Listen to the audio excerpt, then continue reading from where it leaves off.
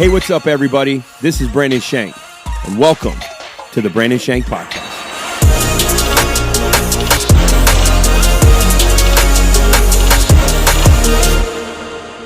Hey, what's up, everybody? Welcome to the podcast. So excited to have you here. As always, Corey in the corner. What's up, big dog? What's up, everybody? Listen, giveaways are in full effect. Last week, we had a full outfit we were giving away. Oh, yeah. We have the winner. We're going to announce them here at the end of the show. We got new gear today. Look, we got some of the hats that are about to go on sale. Tomorrow, we got the shirts from Victim to Victor. Tell everybody what it says. Don't call it a comeback. It's on the back, too, which is... Don't call it a comeback. Gear will be available tomorrow night. The shop goes live at 6 p.m. You go to brandonshank.com or you go to palmchurchonline.com. All of the proceeds from these stores are going to campuses all over. So as to give you a bigger picture, I think I should let him in a little bit. So to give you a bigger picture, kind of how this works. When we were coming out of COVID, God was very clear to me. He said, hey, I'm going to give you an online church with a physical location. It was very clear that God was going to use our broadcast and those things to really do more. And we have since had churches that have come to us and said, hey, we don't have anybody here. There's no pastors here. Would you be willing to take this campus and make it like a broadcast location? And so there's a vision for us that God's been giving us. Essentially, people have come to us and given us campuses in other states. And so this is a way for us to help launch those campuses. It's a way for you to invest and, wear the gear, man, bring people to church, whether it's online or in person. And then as we continue to grow, hopefully we have campuses all over where people can come and find community and go to church, have a great time together, and have something great for their kids and be a part of their community. And we can do as much as we can from here to provide a great environment for them. And so all the merch sales go to that. And that's going to be consistent. We're going to do merch hopefully all the time. That's the goal. Yeah. And to continue to do that as things grow. So invest, man. It's changing people's lives. I like it. Yeah. Hey, Nuggets won the NBA championship. You said you watched it. Yeah, I watched it. Is that legal? So I don't. Whatever. Come find me. But I don't have TV. But so I watched it on TikTok. I mean, how is it illegal? Yeah, I don't know how it's illegal. I know NBA has streaming rights, but if maybe the person streaming it. I don't know the laws when it comes to that. I would think the person streaming it, but the person watching it, I don't know. Thank you for the person on TikTok. Years ago, whenever Manny Pacquiao fought, my gosh, why can't I think of this? Did I have too much caffeine this afternoon? Maybe. Mayweather. What in the world? Manny Pacquiao fought Floyd Mayweather, and I didn't have pay-per-view, and so I watched, I don't remember what online I saw that on. It was somebody streaming something. I saw parts of that and see the whole thing, but I remember I was up like 1:30 in the morning trying to see a part of it to see who won. Eventually Floyd Mayweather went into his defensive position, ended up getting Manny Pacquiao over how many rounds, and but hey, so Messi is coming to Miami. I did not know Leo that. Messi. Can you believe that? Leaving all of the soccer world to come to us. Wow. A lot of people say, well, this is where those soccer stars come to die. Their careers come to die. But I don't believe that. I think Messi's making a brilliant decision. I think he knows the influence. This sounds like something an ignorant American would say. Okay. But I think he knows where the money is and the influence is. And I think he knows his brand coming to America. He's 35. He's still got it. I mean, they say he's not what he used to be. Well, he did just win a World Cup. It's a pretty big deal. And I think at his age, he's still good. He's still good enough to where he comes over and plays here. He's not going to look awful. But as he does go down in his ability to play, as his athleticism maybe wanes a little bit, he'll be much better in the MLS than he'll be over in any of these leagues overseas. So I don't know. I think it's a brilliant decision. I think they say he's going to get a part ownership stake. Particularly, they haven't come out with the details of the agreement, but I think he's going to get a probably ownership stake in Miami. I think it's David Beckham. I think that's the team he owns, or is a part owner of. So there's a lot of connection there. I personally think it's a brilliant move. I think marketing wise, you're at this place in your career, you're still good. You can come over and dominate in the league. Maybe he wouldn't dominate over there for Barcelona. I don't know, but I know that he's still really good. And so I think it'd be great for him. I think it's a great move personally because I think he's going to build a great brand here. I think a lot of people know him, but Americans. Football here means something different than it means overseas. Football here means, the Los Angeles Rams. It means the Washington Commanders. It means the Carolina Panthers. It means New England Patriots. People argue that it doesn't, but we all know in America, football means something very different. Yeah. So it's still soccer here. And so I think he could really help bring football here. he's an amazing athlete. Oh, He's got yeah. a cool story. So I love it, man. I love that he's coming. Messi, welcome to America, baby. Glad you're here. So we get Messi, and then NASCAR goes to France to Is that what's race in happening? Le Mans. It already happened. Yeah. NASCAR. Did you hear about that? No. So there's this beautiful picture of the Le Mans race that happens, very famous race that happens in France. I know about the race. I just didn't know we were going so over it's there. all those crazy sports cars, and they're Yeah. like super crazy, like low to the ground, whatever. They're fancy looking, and all like GTE classes and stuff. Well, there's basically this famous picture of all these crazy looking cars, and there's this gigantic NASCAR in the middle of all of them. Really? Yeah. So NASCAR entered. It's like the first time since like the 70s or something. Oh, it's just a NASCAR though. It's a NASCAR, but it's like souped up and everything. It's Gotcha. built for that race, the Okay. 24-hour race, and I think Jimmy Johnson drove it. Not that I'm like a huge NASCAR guy or anything, but it was interesting to see. And apparently, up until like towards the end, it was like heading the GTA class. Like it was doing very, very See, well. I thought NASCAR was taking a race overseas, and that's why I was like, oh, that's a whole just other entered expenditure there. for the first time in a really long time. Pretty cool. It was What's that cool. movie with? Is it Ford versus Ferrari? Yeah, did you see that? That was pretty I have cool. not seen it. I heard That it's was a really pretty cool good. movie for Yeah. what it's worth. It's very similar. Like Yeah. them going. They just wanted to like look. Their whole goal is like we just want to finish. I liked it. But they did a lot better than they thought they would. Yeah, that movie was good. Yeah. It was good because I love true stories. Oh yeah. You know what I mean? It was a cool story. So hey, let's go right after. Let's go to You Asked For It. Oh man, here we go. You just jumping right in. try to get all you. the time. You do try and get me. It's like a game that you play now. Yeah. Don't blame me. You asked for it.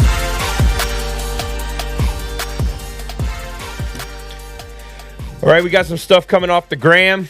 We have a question. Who would win a fight between Chewbacca and Harry from Harry and the Hendersons? I'm going to let Corey field this one because I feel like this is your sweet spot right here. I mean, to think about that, that's first of all, we know there's a lot of hair everywhere. It's a lot of hair. It's going to be like a bear destroyed a deer. It's going to Okay. be a lot of hair. All right, so give me who do you think? It's no contest. Chewbacca's winning that all day Okay. long. And I think like really thinking about it. So I'm trying to remember. I got, a lot of knowledge on Chewbacca, but Harry and the Hendersons, right? Is that John Lithgow? Is he the actor in that show? I think so. I don't know. John but I will say I feel like Harry from Harry and the Hendersons was just a nice. Yeah, so Nice, that's sweet. immediately what my Yeah. brain says. My brain says not that Chewie can't be nice, but immediately my brain says, if I remember correctly, Harry and the Hendersons, it's essentially Bigfoot.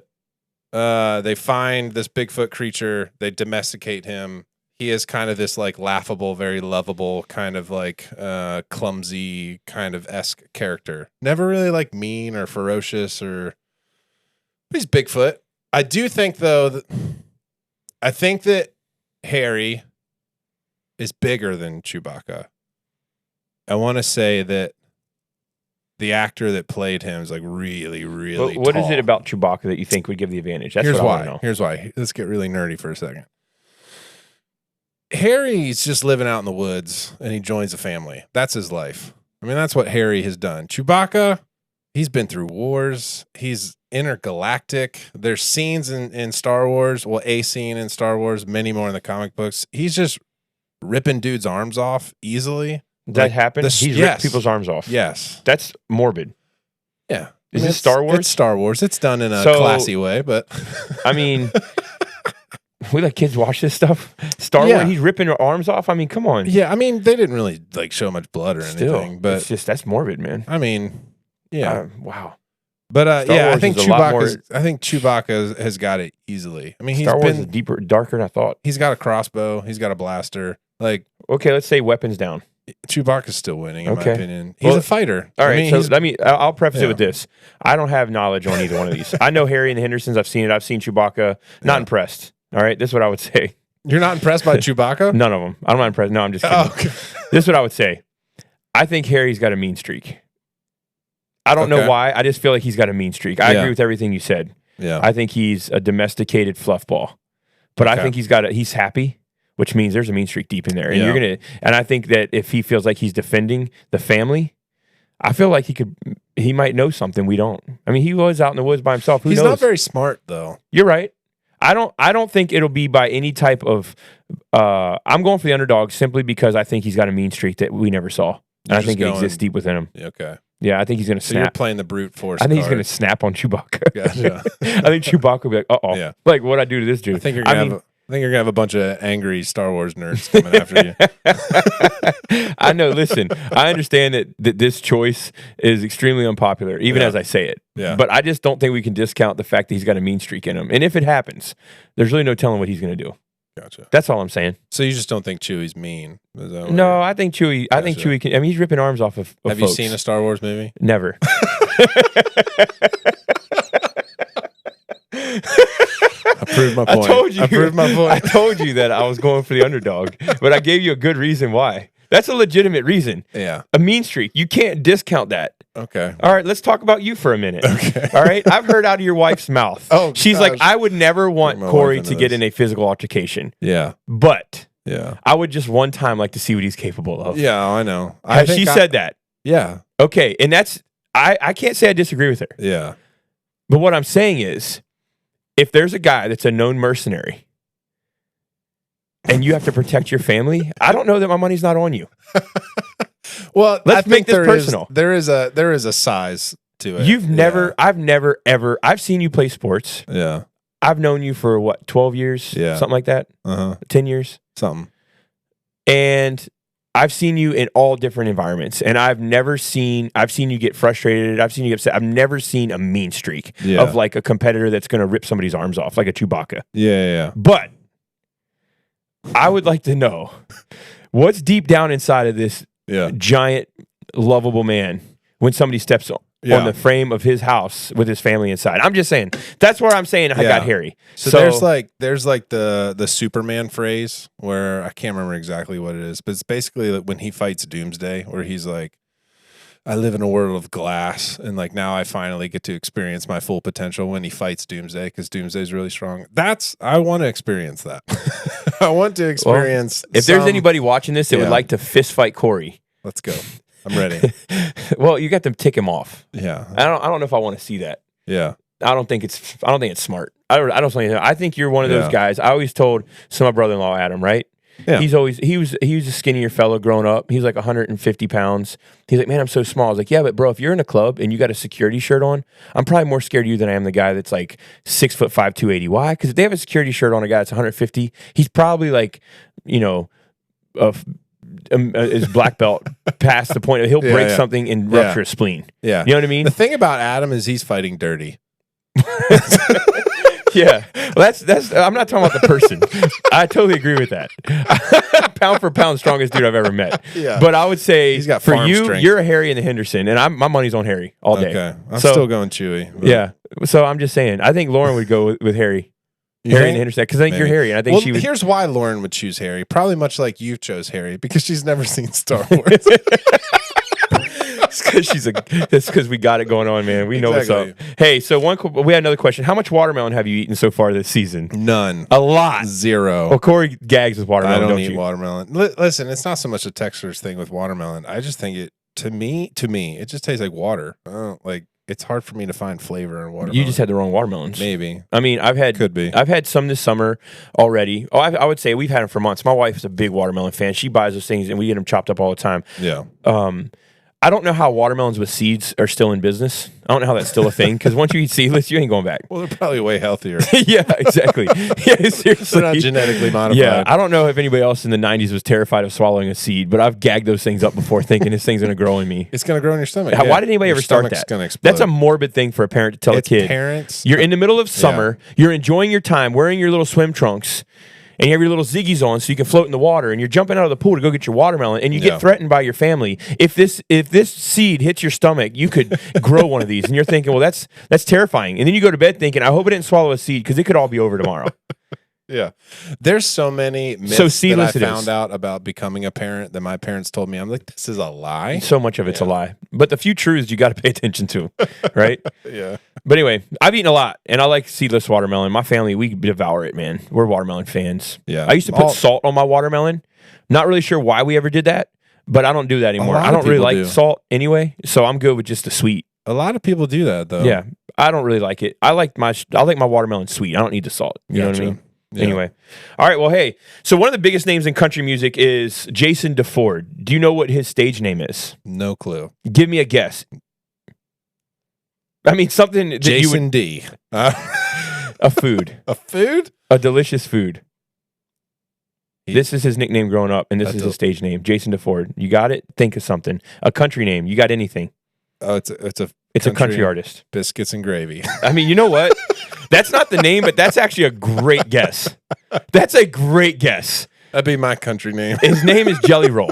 Oh, Yeah, we've talked about him Jelly Roll. before. Okay, go. So I read an article that I wanted to bring up because this is something that I think is so fascinating. This guy is changing the game. I saw him perform. I want to say that it was a CMAs, and he performed his new song. Only talk to God when I need a favor, but I forget the name of the song. Yeah, I have no clue. Anyway, his newest album is called Whitsit Chapel, and it's named after a church in Antioch, Tennessee, where he grew up. And so he went recently back to church with his daughter, who's 15, and he recorded a new album, and he had 70 songs written.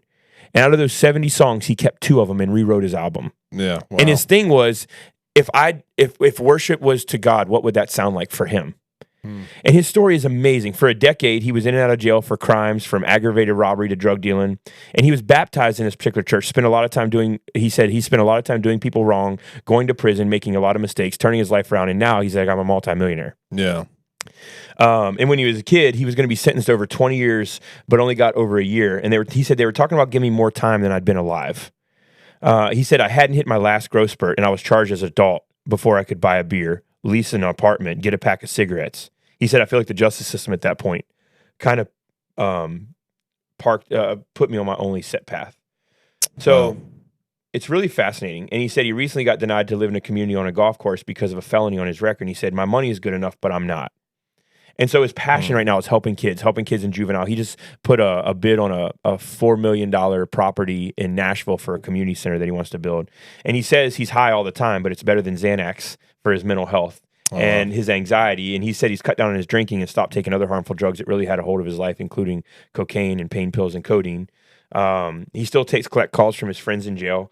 He said he'd been to funerals for 30 friends who've all died from drugs. He went to church. And everything started to change for him. And so he said people judged his faith because of his language and marijuana use and his references, and he felt cornered because like this is my faith. And he said there was the Christian world that was saying things to him like you can't be a Christian and do all these things. Yeah. And basically they're saying he's touching an audience that feels dismissed. Like he'll reach more people. The one comment was like he'll reach more people than any pastor in this generation with this type of testimony. Now whether or not that's true, we don't know. But he said this is actually a faith-based album and it's his worship to God. That's cool. So he said, whenever I'm done with the circus of music, I want to leave the carnival and be a normal human. That's what I'll do. Anyway, it's a very fascinating story. I love his music. He's kind of a rapper, but he's got like a grungy country voice. It's really cool. Yeah. But his story I love. He lived in a van for 10 years. He married a woman who was an adult escort that he credits with giving him, and the reason I tell you that is because he's been judged for all these things, but he talks about how this woman really helped him get back in his daughter's life and just all this stuff. Like his story is so incredible, and the more you hear about it, you can't say, well, in 10 years or 15 years, who cares? Like where he's at right now, I hope he has the greatest future and builds community centers all over the country and is a voice for kids who can't have a voice of their own. I wish this guy the best, man. Yeah. And definitely praying for him because I know the road is hard, and I know recovering addicts, it's a hard road. People don't understand. I've never been a recovering addict with drugs. There's been other things in my life that I've had struggles with, like anybody else, you know. We've all had struggles, and we can look at people who struggle with, cocaine or heroin. Honestly, for some people, it just wasn't as available. Yeah. It wasn't in their world. But if it was, there'd probably be a lot more people that are in those types of addictions. My addiction of choice was pornography. It was accessible. So if cocaine was accessible, would it have been? I don't know. Can't say it wouldn't have been. I don't know. I mean, alcohol, never really my thing. I never really got into substances because I don't like feeling anything but normal. Do you see what I'm saying? Yeah. But I've heard drug users say that pornography was as hard to get off of as cocaine. Now, whether or not that's true, I don't know.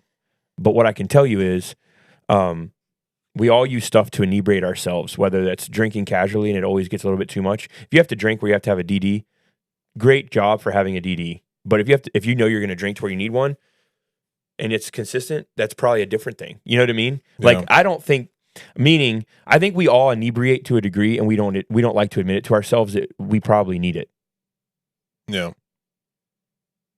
whether that's food, There's things, things, yeah, guilty pleasures. There's always a level of inebriation where it's like, oh, I'm not, we have this self-righteousness. Well, I'm not on cocaine. I'm not on heroin. I'm not in pornography. Yeah, but the way what you eat is medicine. He even said, he's like, people will look at me because of my weight and think I'm undisciplined. He's like, man, I work 12, 15, 18 hours a week. I'm a multimillionaire. He's like, I'm not undisciplined. He's like, these things are probably connected to other needs in my life. Like he seems very self-aware. It's really cool watching this interview. Like I was just like, man, this dude's, I really respect everything that he's done and the way he's fighting. And he just told all these artists, get out of your ivory towers and come down and help people. We need to help people that need help right now. Yeah. And I was like, wow, what a perspective from somebody who's actually lived it and not, there's nothing wrong with being raised on the golf courses and country clubs and on your dad's yacht. But when you've actually lived life, it's different. Mm. You know what I mean? It's just different. Yeah. So I love his story. That's love cool. It. And I just like what he is. I like what you can see. People will always say, well, let's see then, or let's see then. Right now, you can see the hand of God on this guy. Yeah. You can see God moving in his life. And I love him. I love what he represents.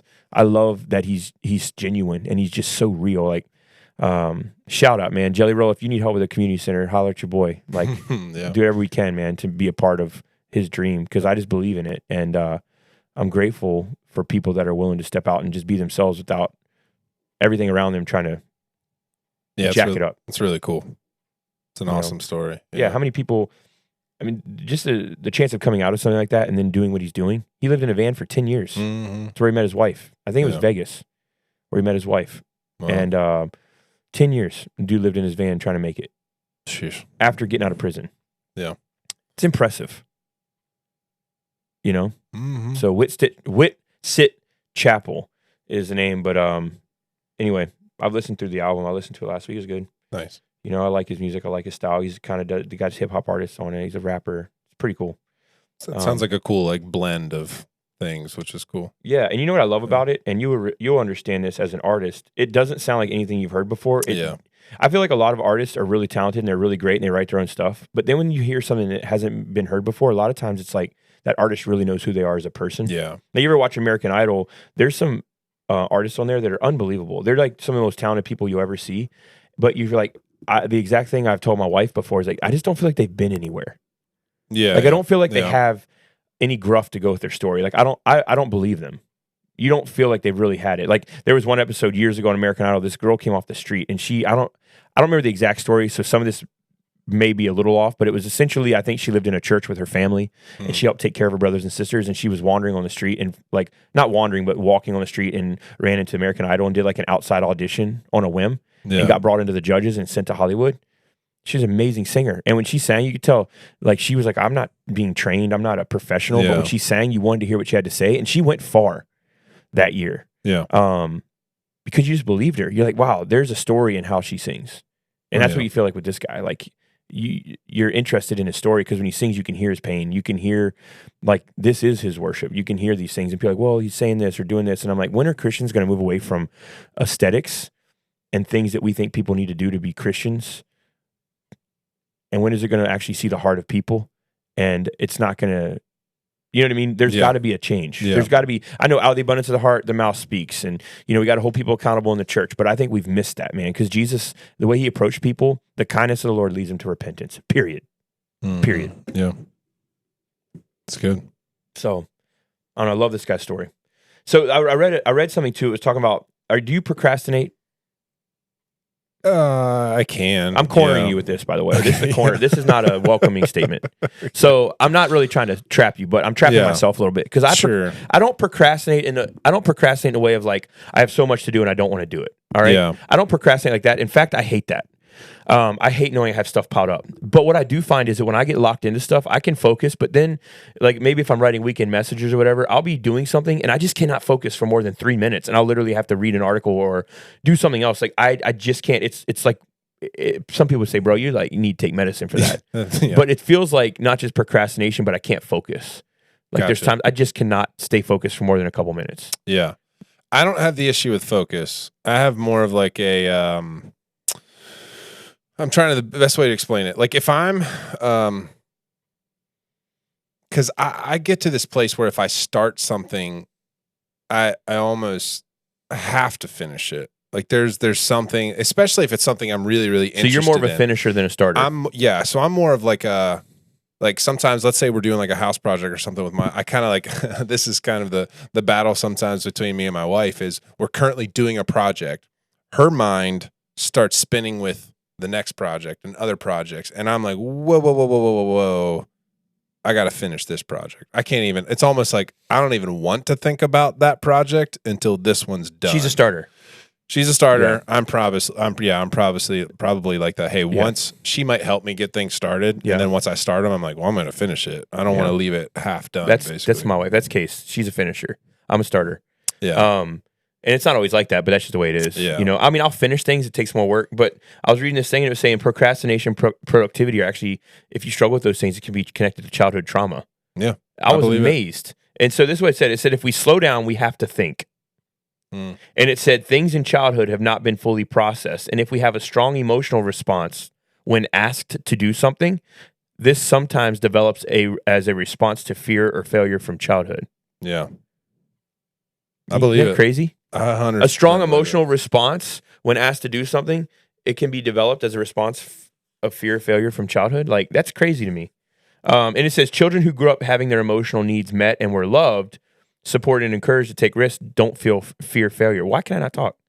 It says they don't fear failure. And it says, in contrast, if you grew up in a family where love was earned and support was in short supply, you're more likely to assume that any failure reflects your flawed status as a human being instead of a mistake or miscalculation.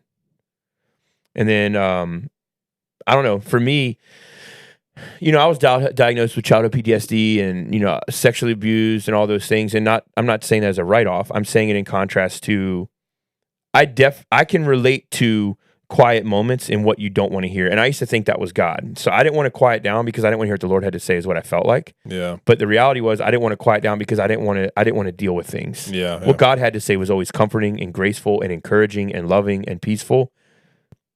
But I didn't want to slow it down to hear it because I think I was afraid of what those things would be. And I think a lot of us, hence, let's go back to what we just said with the addictions and everything. I think the reason nobody has an addiction because they want an addiction. Everybody is trying to mask pain, get away from hurt, deal with trauma. Yeah. Say, well, they were a good kid, they just fell into it. Let's get real. Mm-hmm. There's always something we're trying. And a lot of people are like, well, I don't even know why I would be. I just like the stuff. It's like, well, why were you even trying it if you had everything you needed? Yeah. If you already had everything you needed, you wouldn't have been doing that stuff. Everything is inebriation. You know, everything is a substitute for the Holy Spirit, which brings all this. We just don't realize it. Yeah. He brings the peace. He brings the joy. He brings the freedom from the pain. Yeah. Yeah, I feel like there's, you know, kind of thinking about that, I feel like there's a balance, because I feel like I'm almost the opposite now. I have not walked through what you've walked through in your life, but there's definitely, you know, been an uncovering of things in my past that I've had to walk through and work through. But yeah, I wasn't. So I think like from your perspective, it's like go, go, go, go, go. Don't slow down because if I slow down, I have to deal with these things. I feel like the way I interpreted that was I almost passed the slow down threshold, that I slowed down so much that it was in my like slowing down and turning off that was my form of stuffing everything. That was like, I'm going to turn off so much that I don't even go. I don't even like, I'm just, you know, vegging out, playing video games or watching TV. It's like, it's so much of a slowdown that I didn't even keep myself active. It's kind of just like I numbed myself by avoiding like everything basically. Rather than keeping myself busy, I almost was like, I don't even want to be busy. I'm just going to sit here and play video games or this, that, and the other. And that was my form of kind of stuffing those things and not dealing with them. So I guess in some ways it is kind of like filling the space. Well, would you say that slowing down, you were slowing down, but you were filling it? Yeah, like you were filling it. Video games and other things. Would you say, would that be the same as a procrastination in way of like, I don't want to let my mind wander? Or is that a way of like, I'm vegging and I just don't want to think about things? Or I think for me, there was so much of, I didn't even know. There was so much of, but that's the key, what you said. Yeah. None of us I do. didn't know. But nobody knows. Yeah. That's the thing is identifying it. You got to heal to even identify it. Yeah. And that's what a lot of people don't realize. That's not where you start. Yeah. It's a part of a process to where, okay, I now realize like there's Yeah. a lot of stuff in here. I realized even what I was doing to stuff. Like, I didn't view those things as stuffing anything. Like what? Give us some examples. Well, literally, like, whether it was video games or, I was the guy that was, just watching movies or what, rather than like sitting down and maybe talking to somebody or talking to my wife or communicating. I was the guy that would come home and be like, how was work? Oh, it was good, whatever. But You just like, wouldn't talk. I just wouldn't talk Yeah. about it. Like, and what I realized through counseling is that a lot of it to do with kind of my upbringing, a lot of it to do with being a middle child, a lot of it to do with kind of, I don't know, a lot of things that, again, I didn't even realize were there. Like, almost like my upbringing, it's not an excuse for me stuffing things, but my upbringing almost cultivated an environment that made it easy for me to become a stuffer. And it wasn't until, recently that I've realized all of these things, and I've realized these social dynamics in my childhood and my upbringing, and even what has come about, how I've kind of become those things, where I've now started to recognize, oh, that's emotional stuffing. That's stuffing. Oh, that's so now it's almost keeping myself in check, where I don't go back to those things because they're natural to me. That is my natural state. And so now there's this checks and balances that I have kind of in my life, and my wife now being aware of those things too, where I kind of have to keep myself in a place where I'm not emotionally stuffing things I'm walking through, things I'm dealing with. Like, I just wouldn't talk about anything. Life was just like, oh yeah, whatever. And I thought that I was easygoing. You Like, thought it was a personality. Yeah, I thought my personality is just, well, I just let things roll off my back and whatever. They don't. Well, no, really, I'm just stuffing them to the point where I don't even feel emotions. And then, over the last 8 months, all these emotions have come out, and because I've never dealt with them, like, I've never. And one thing I know about you is that you're a very emotional person. Yes, you're a creative. You're a feeler, right? And when you said I think this for a lot of people listening, they may feel like their personality is just a part of how they've dealt with things. Yeah. And what we're trying to say and what you're telling them is no, like until you understand that there is something on the front end, you won't realize that that's actually not a part of your personality. Yeah. That's just a way you're actually coping with trauma or coping with how you've been told to do things. You don't even realize what you're doing, right? And I think there was times when I went through my healing. I mean, there was a 5-year period where, and I was a grown man with kids, right? This wasn't me. And I mean, you're in the same place, but I would just find myself crying, and I would like, Lord, what is wrong with me? I feel like I'm falling apart. And God gave me this picture of like a boil, for the lack of better words, where you push down on it and all the infection comes out. Yeah. But then the further you push, more infection comes out. And he showed me, he's like, Brandon, these are just layers to your pain. Like, this isn't a bad thing, and that you're falling apart and having an emotional breakdown. This is another layer of infection coming out of you. Mm-hmm. And it was a release that I felt. And then over time, those things slowly just kind of stopped happening because the infection was gone for the most part. Doesn't mean you can always go back to that place where the infection was and see the scar. And I think that's what makes God so powerful, is because you can say God healed that scar. Mm-hmm. He was the reason that I can look at that, and it means God's healing and not my pain. Yeah. But I think in your case, in this, what you're talking about, you're seeing that it took you, maybe even safe to say, years after going through things before you realized there was a problem. Yeah. Or there was, not that there wasn't a problem. You knew there was a problem mentally and physically, but you're saying, no, it was years before you realized there's something here that isn't actually my personality. It's actually keeping me from my personality. Yeah. It's keeping me from who I really am. Absolutely. Yeah. It wasn't until, again, I know if we want to talk labels or whatever, but it was a doctor that said I had PTSD, probably from something in my childhood. But it took me so long, even when you hear that, because I wasn't sexually abused or anything like that. But it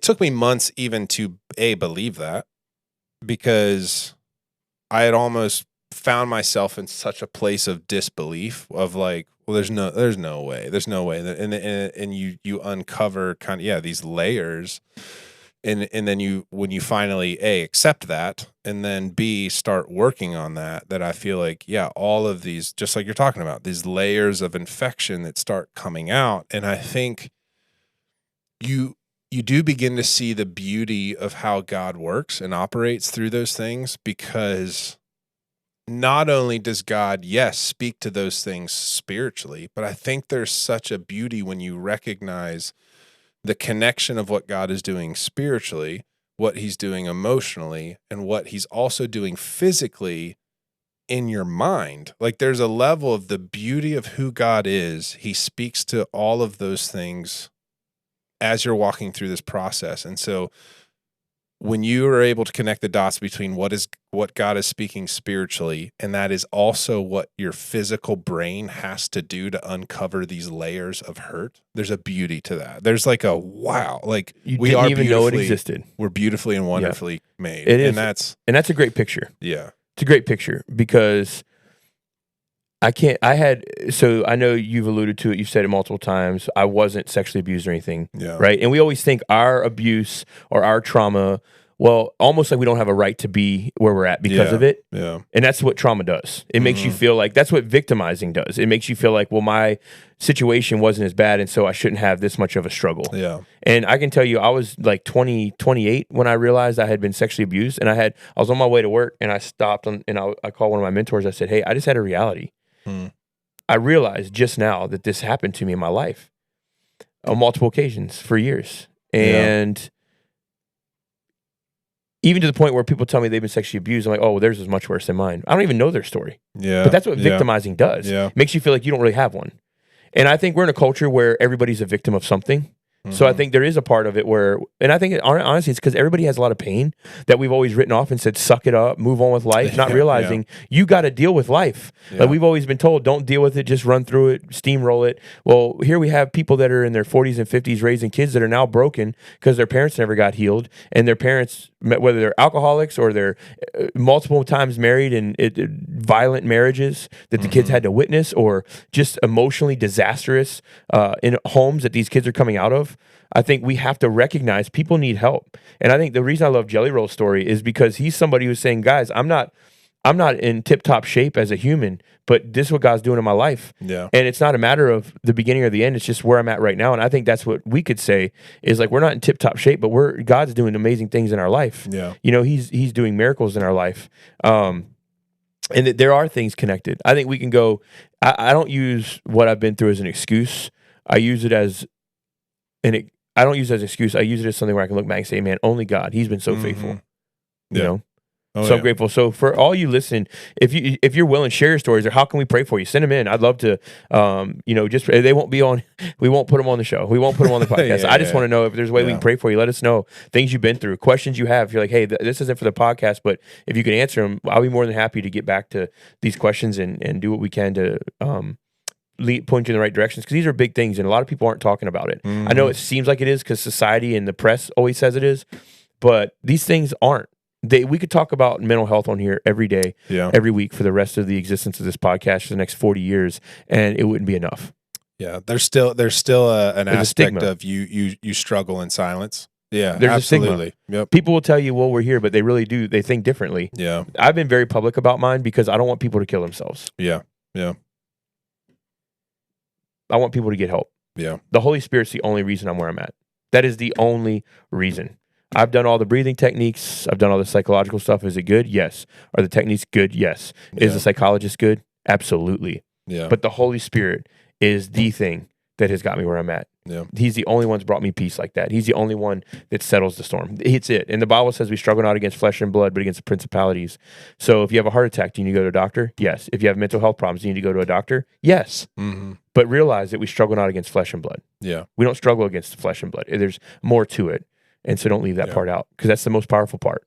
You need all the other stuff, but that's the most powerful part, you know? Oh, yeah. Remember last week we talked about the restaurant industry, and I saw that sign, and it said, if you consume more than 25% of whatever it is you purchase, you can't get a refund. And I was like, come on, people, we can do better. Yeah. Well, I had somebody this week I was talking to that listened to the podcast, and they said, hey, man, they started sharing me stories from, they're in the restaurant industry. Yeah.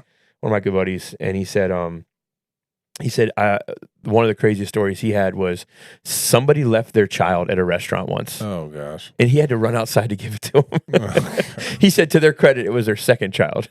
Yeah, this is why I have problems. Yeah, he said he ran it out to them, and he said, and they were like, "Oh, okay, thank you." Like they just, it's like they forgot their doggy so bag. nonchalantly. Yeah, I forgot my doggy bag. Here's your kid. Whoops. My bad. My bad. Hey, babe, did you get the tater tots? Oh, dang it!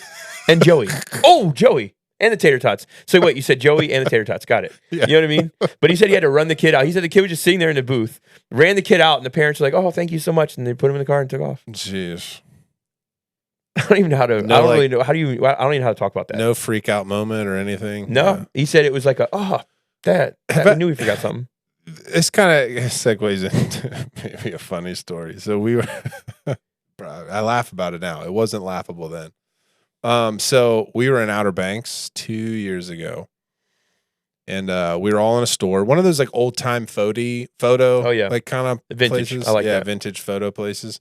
And so we were all in there, and we were kind of like waiting. They had just done the pictures, and we were kind of like waiting everything. And so it was my family, my in-laws, my brother and sister-in-law, their family. We're kind of all in the store. I tell my wife, "Hey, I gotta go to the bathroom." You know, I go to the bathroom.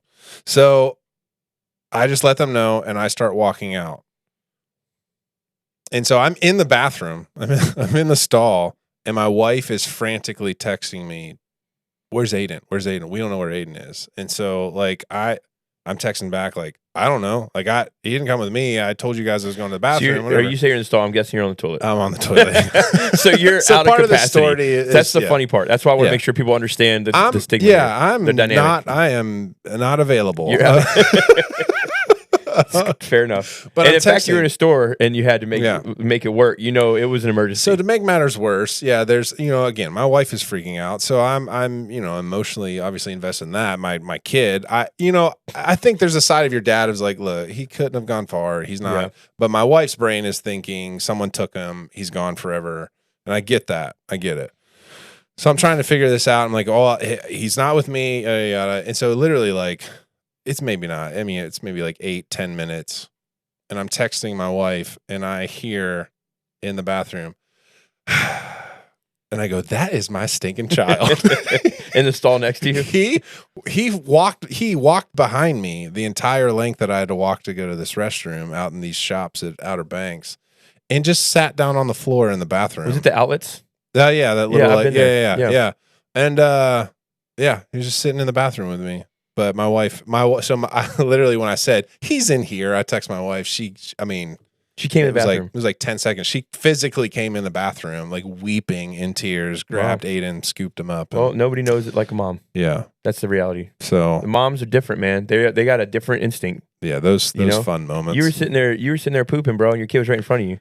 I didn't even know, dude. I just heard him sigh. mean, Clearly a sigh of like, this hey. is taking too long, Dad. It's been a long day when it comes to these topics. It has. We've had a long day in the office. We've had a very interesting day, say the least. Oh man, Well, the good news is Aiden's found. he is. He's got a great mullet coming in. He's got a baseball mullet for It's sure. a great yeah. mullet, you know. That's good. And I'm glad everything got taken care of. It's a great story. Lauren, how thanks do for you caring. Corey, How you do know, you how do you I get it. not? Yeah, but He how was do you be following like, Daddy "Oh, Bear." cool, thanks for bringing him back to us. I don't know. Well, the Drive funnier story was he was telling me that something else people did. He said, people ordered like a burger and they ate it, and then they put 2 McDonald's burger patties in the burger. So when they came back, they're like, "This, can we get our money back?" So they actually invested in a fraud. So they went and bought McDonald's burgers and put the patties inside of the burger that they bought at the restaurant. Yeah. So it looked like they didn't eat it. Yeah. That's so desperate. I mean, how? That is the craziest thing I've ever heard. Like, you invested. Yeah. You basically just trying to save a couple bucks because you bought something to save money on something. That's intense. That's Yeah. super intense. That's Inception. Right I'm there. just wondering, A, are they that tight, or B, are they just trying to be smooth? Yeah, I'm trying to think this through. If you're of, that like- tight and you can afford McDonald's burgers, I'm thinking you're not probably concerned about going to get an Angus beef burger somewhere. Yeah. And knowing my experience I with can't believe we're having this McDonald's, conversation. I don't McDonald's even know why. burgers. Yeah. I mean, they're the size of a quarter anyway, so well, I mean, it is what it is. But it's not a quarter. so there you pounder, go. it's a Restaurant quarter. industry, thanks for all that you do. It's a different world out there, man. All right, so here's final thought. Here's my final thought. Our winner is. Can I get a drum roll up in this piece? The winner That's a weird is drum roll. for the giveaway for the Palms gear, the full outfit. Instagram handle Better with Bulls. Welcome, Better with Bulls. So grateful. We will be reaching out to you on Instagram. We will be giving you all this. Yeah, here we go. We'll be sending this to you. Drake, I want to thank everybody who participated in it. It was a great participation. Yeah. Great giveaway. It was. Tons of people involved. So much fun. There may be more coming to you tomorrow night at 6 p.m., meaning Thursday, the 15th of June at 6 p.m. The shop will be live at 6 p.m. Yep. There is, I do want to say this in preface, I don't like the word limited quantities because it sounds like we didn't produce a lot. That's not the right word. But there are a select quantities. So once we hit that, everything will be back ordered. Get it while it's hot. Get it while it's hot because the orders are going to fly fast. We already have merchandise going out. Yeah. And it hasn't even gone on sale yet. Yeah. So trust me, get it quick. The website, the shop will be open, brandonshank.com or palmschurchonline.com. When you click on either one of those, you'll go right to there will be stuff all over for the shop. Go to the shop. Everything's there. Make it happen. Make it work. We're excited about this. Everything is custom. Everything is hand done in the entire shop. Yep. Super pumped about it. From the designers, I want to give a shout out to Desert Rose Creatives, who's been behind everything from the swag bags to the merchandise to the marketing and to our own Corey in the Corner for all of his designs. This is a great launch. Yeah. I mean, this is happening, man. This is the way we wanted it. We've been building this thing for a couple weeks, couple months, and it's been awesome. I can't wait for everybody to see it. I can't wait for you guys to get the products in your hands. They're great material. Even like the sweatshirts and the hooded sweatshirts, we made them for like spring and fall, so they're a little thinner, so you can wear them year round. Like we put detail into this. Some of the shirts have the tagless, but they have like the Palms tag on them.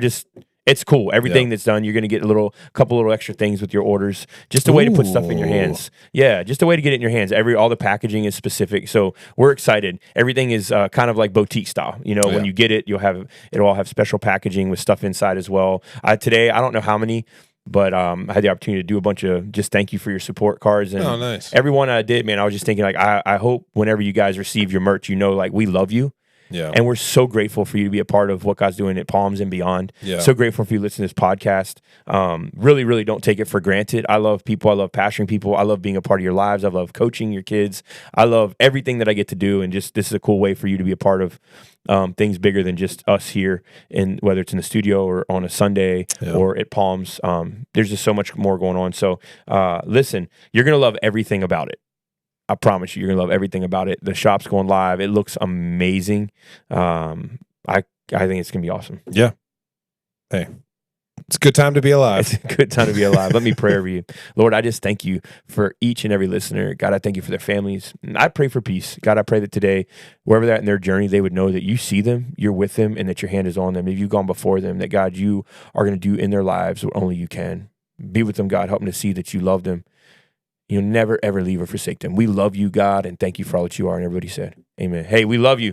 We'll see y'all this Sunday. We got family reunion. Oh, yeah. Right here. We'll have baptisms online on Sunday, 9 and 10:30 in between the services. But then we have a family reunion following 10:30, one of the parks here in VA Beach. We'll also be giving you live online all day with social. For those of you that watch online, you'll be able to stay in tune with that. It's a big weekend. Yes, it is. Can't wait. Love you guys. We'll see you next week here on the podcast, Sunday, 9 and 10:30, Palms Church. See y'all.